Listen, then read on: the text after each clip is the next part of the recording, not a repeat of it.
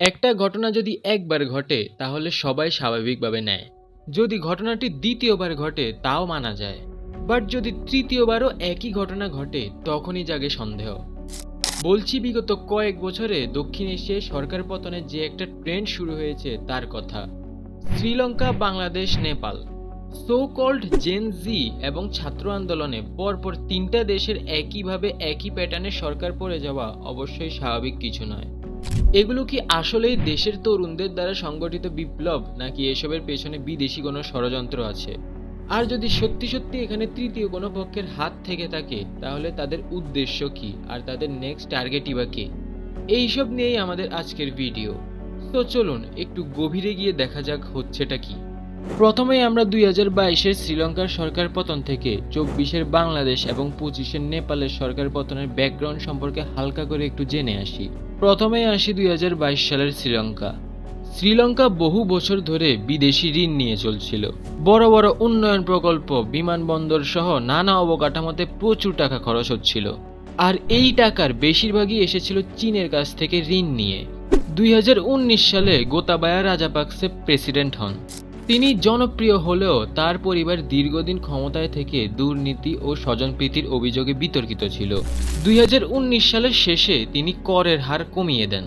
ফলে সরকারের রাজস্ব মারাত্মকভাবে কমে যায়।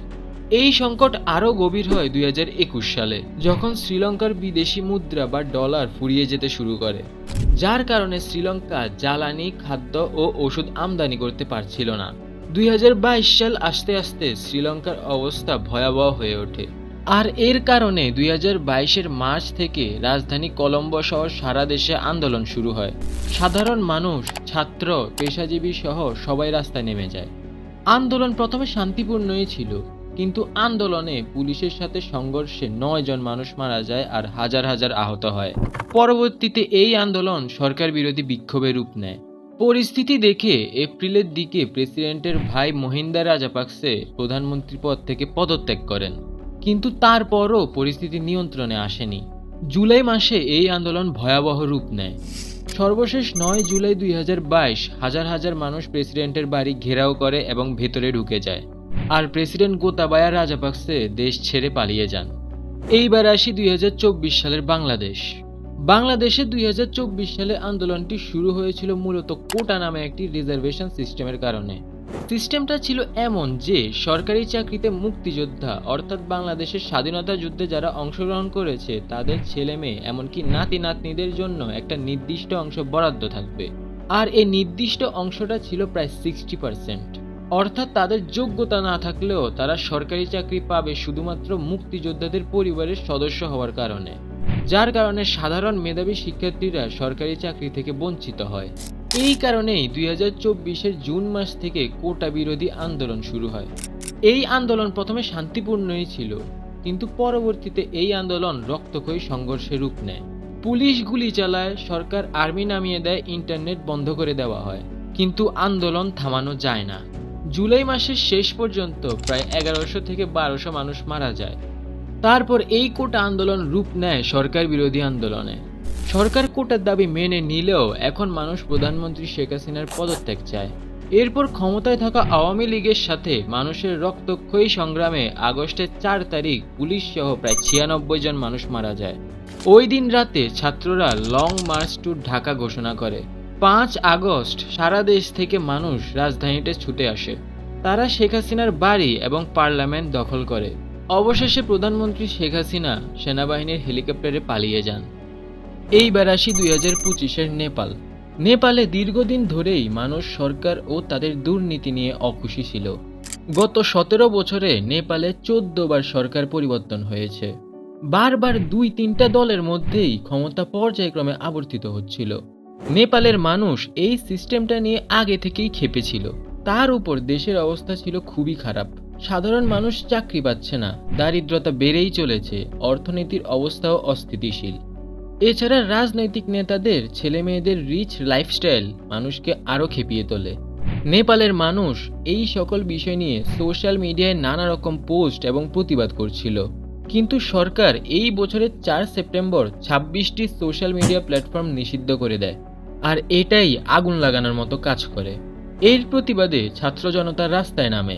সেই আবার আগের মতো শান্তিপূর্ণ আন্দোলন, তারপর পুলিশ গুলি চালায়, তারপর আন্দোলন তীব্র হয়। প্রায় ১৯ জন মানুষ মারা যায়। এরপর মানুষ প্রধানমন্ত্রীর পদত্যাগ দাবি করেন। প্রতিবাদকারী ও নিরাপত্তা বাহিনীর মধ্যে ব্যাপক সংঘাত হয়। অনেক জায়গায় ভাঙচুর ও আগুন লাগিয়ে দেওয়া হয়।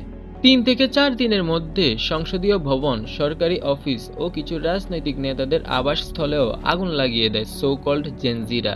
অবশেষে ৯ সেপ্টেম্বর প্রধানমন্ত্রী কেপি শর্মা ওলি পদত্যাগের ঘোষণা দেন। এই ৩টি ঘটনাতেই একটা জিনিস কমন। প্রথমে কোনো একটা কারণে শান্তিপূর্ণ আন্দোলন, তারপর আন্দোলন অস্থিতিশীল হয়ে পড়ে, পুলিশ গুলি চালায়, মানুষ মারা যায় এবং আন্দোলন তীব্র হয়। তারপর মানুষ সরকারের পদত্যাগ দাবি করে, পার্লামেন্ট ঘেরাও করে এবং সর্বশেষ সরকার প্রধান পালিয়ে যান।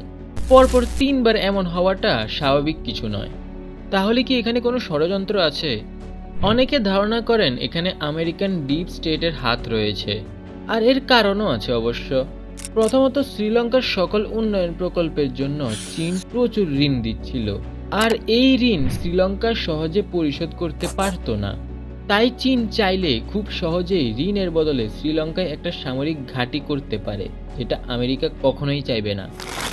আবার বাংলাদেশের ক্ষেত্রে সরকার পতনের কয়েক মাস আগেই শেখ হাসিনা বলেছিল তাকে কিছু সাদা চামড়ার মানুষ বলেছে বাংলাদেশে তাদেরকে একটা সামরিক ঘাঁটি করে দিতে, তাহলে শেখ হাসিনার ক্ষমতায় থাকতে আর কোনো সমস্যাই হবে না।